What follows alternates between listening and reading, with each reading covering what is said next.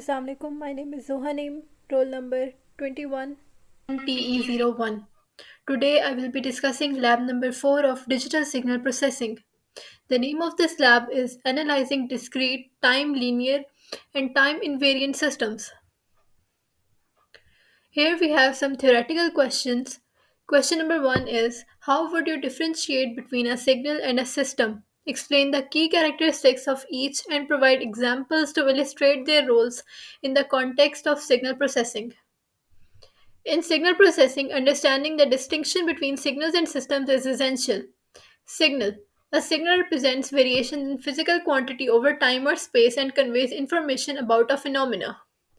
Signals can be analog or digital. Analog signals are continuous while digital signals are discrete. Examples include audio signals, video signals, sensor readings, etc. System: a system operates on signals to produce an output in response to an input signals. It can be represented by mathematical operations like filtering, convolution, modulation, etc. Systems can be linear or non-linear, time invariant or time variant, causal or non-causal. Examples include filters, amplifiers, modulators, demodulators, etc. For example, in audio signal processing, signal: recorded audio clip containing the desired audio and unwanted noise. System: noise reduction filter applying mathematical operations to suppress or remove noise. Output: processed audio clip with reduced or eliminated noise, preserving desired audio. Another example can be taken in image processing. Signal: digital image captured by a camera consisting of pixel intensity values. System: filters for tasks like edge detection, blurring, sharpening, etc. Output would be processed image with enhanced or smooth characteristics based on system operations. Question number 2: how does LTI systems play a crucial role in DSP, considering their mathematical simplicity, adherence to the superposition principle, and efficiency in frequency response analysis? LTI systems are fundamental in digital signal processing for several reasons. Mathematical simplicity: LTI systems are characterized by linearity and time invariance, simplifying their mathematical representation and analysis.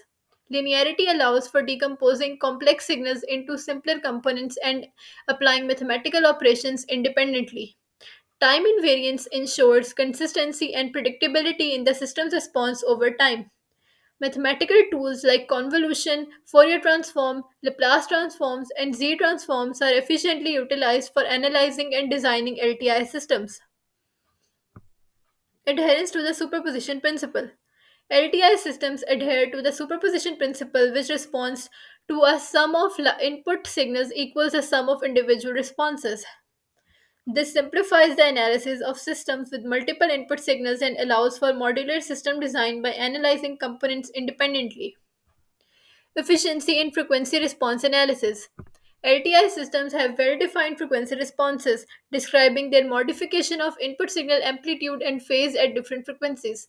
Frequency response analysis using techniques like Fourier analysis aids in understanding system behavior with respect to frequency components. The frequency response is often represented using transfer functions, enabling analysis and design using tools like Bordet plots, pole zero analysis, and frequency domain techniques. Question number 3: what are the common methods for signal decomposition, specifically focusing on techniques like impulse decomposition, step function analysis, even odd decomposition, and Fourier analysis? Explore how these methods contribute to breaking down signals and their applications in signal processing. Signal decomposition is essential in signal processing for breaking down complex signals into simpler components for analysis, processing, and interpretation. Here are common methods for signal decomposition. Impulse decomposition. Signal is decomposed by analyzing its response to an impulse input. Exploits the linearity and time invariance properties of a system. Impulse response characterizes system behavior and use in system identification and filtering. Step function analysis. Signal is decomposed based on its response to a system input, utilizes system linearity and time invariance. Step response provides insights into a system's stability, transient behavior, and performance commonly used in control systems. Even odd decomposition. Technique is primarily used in Fourier analysis. Decomposes signal into even and odd components, simplifying analysis, especially for periodic and symmetric signals. Useful in signal denoising and identifying noise characteristics in different signal components. Fourier analysis decomposes signals into frequency components using Fourier transforms. Fourier transform represents signals as a sum of sinusoidal components in the frequency domain. It allows the analysis of frequency content, identification of dominant frequency components, and manipulation in the frequency domain. Essential in various signal processing applications, including spectral analysis, filtering, modulation, compression, and data transmission. Question 4. What is convolution? How does it play a significant role in DSP systems? Explore the fundamental concept of convolution and elaborate on its importance in various DSP applications such as filtration, signal processing, and system analysis. Convolution is a fundamental mathematical operation in DSP involving the combination of two signals to produce a third signal that represents the mathematical integration of the first two. It expresses how one signal modifies another as it passes through a system or interacts with it. In continuous time signal processing, convolution is defined as the integral of the product of two signals over all time. In discrete time signal processing, or DSP, the convolution sum is used, where the product of two signals is summed all over the possible time shifts. The importance of convolution in DSP is evident in various signal processing tasks. Filtering. Convolution is extensively used in designing and implementing filters which modify the frequency content of signals. Filters such as low pass, high pass, band pass, or notch filters are crucial in applications like audio processing, image processing, communications, and control systems. System analysis. Convolution allows for the analysis of LTI systems by convolving an input signal with the system's impulse response. We can understand how the system modifies signals and predict its behavior in different scenarios. This analysis is fundamental in system modeling, identification, and control. Signal processing. Convolution plays a central role in tasks such as signal denoising, deconvolution, correlation analysis, and feature extraction.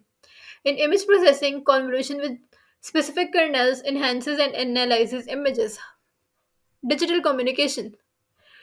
Convolution is employed in encoding and decoding schemes like convolutional coding and Viterbi decoding in digital communication systems. Like techniques are essential for error correction and detection in communication channels affected by noise and interference. Question 5. When do we correlate two signals and what are the key applications or scenarios where signal correlation is crucial? In various fields such as communication systems, radar, sonar, image processing, biomedical signal processing, control system, wireless communications, and seismic signal processing.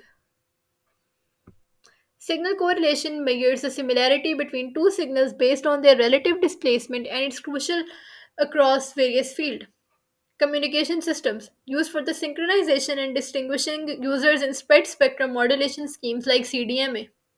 Radar and sonar essential for target detection and tracking by correlating received signals with reference waveforms.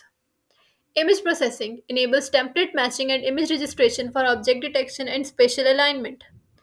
Biomedical signal processing utilizing ECG and EEG signal analysis for anomaly detection and pattern recognition. Control systems employed for system identification and disturbance detection in feedback control systems. Wireless communications facilitates channel estimation, equalization, and synchronization in various wireless communication systems. Seismic signal processing crucial for seismic exploration by estimating arrival times and direction of seismic. Now moving on towards the codes. Here's the first code. In the code 1, we are prompt to take the user input and compute the convolution. This code prompts the user to enter the first signal as a comma separated list of values. The input is converted from a string to a numeric array using string to numeric and stored in a variable signal 1. Similarly, the code prompts the user to enter the second signal and stores it in the variable signal 2. The length of the resulting convolution is computed as the sum of the lengths of signal 1 and signal 2 minus 1 and stored in the variable convolution length. The convolution of the Input signals, signal 1 and signal 2, is computed using the convolution function, resulting in the convolution result and stored in the convolution result. The output of this code can be observed as, here we will enter our first signal. Now for the second signal we have, this is the output. Now moving on towards our second code,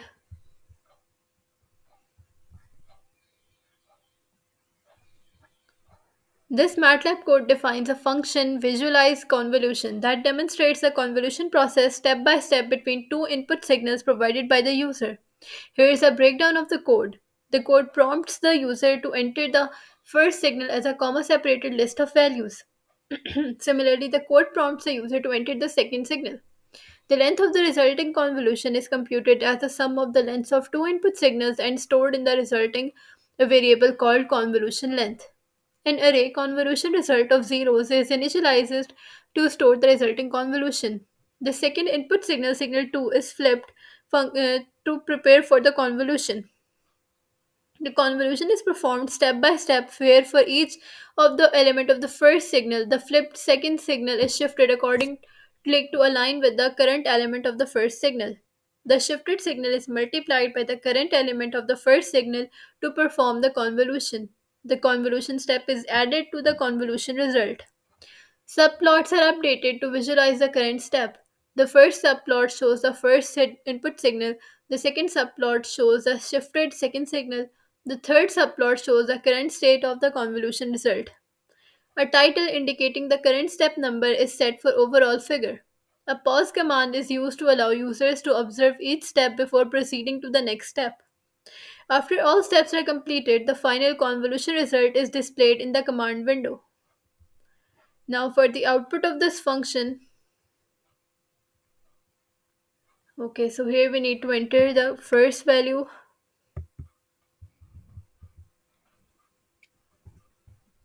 for the second function, and here is the result.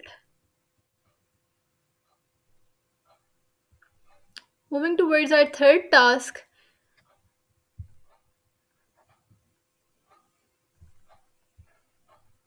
the MATLAB function myConvolution performs convolution between two input signals x and h. Function declaration indicates a myConvolution takes four input arguments x, n of x, h, and nh, and returns the two output arguments y and ny. The beginning index nyb is computed as the sum of the first indices of nx and nh, indicating the starting point of the convolution output. The ending index ny of e is computed similarly, considering the lengths of input signals x and h. The last index ny of e is determined by adding the last index of n of x and the last index of n of h. The index vector ny is created using the range from nyb to nye, representing the indices of the convolution output signal. The convolution function is used to compute the convolution of the signals x and h, resulting in the output signal y. The output of the function returns the signal y and index vector n of y.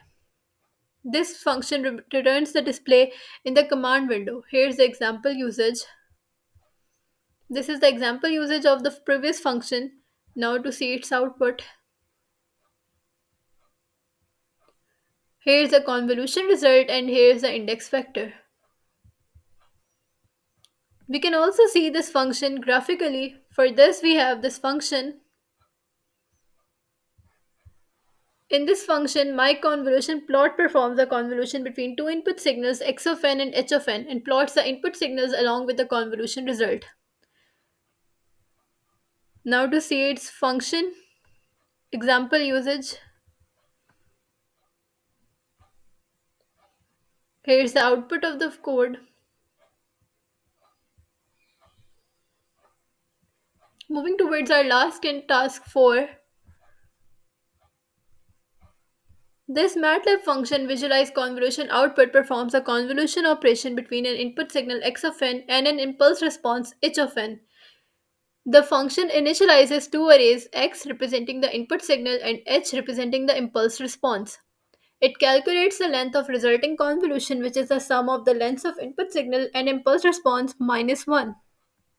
The function computes the convolution of the input signal x and impulse response h using Here's the MATLAB's output of the convolution code. function, resulting Thank in you the so much output for signal watching. y. It creates a shifted version of the input signal x to demonstrate how the shifting input affects the output.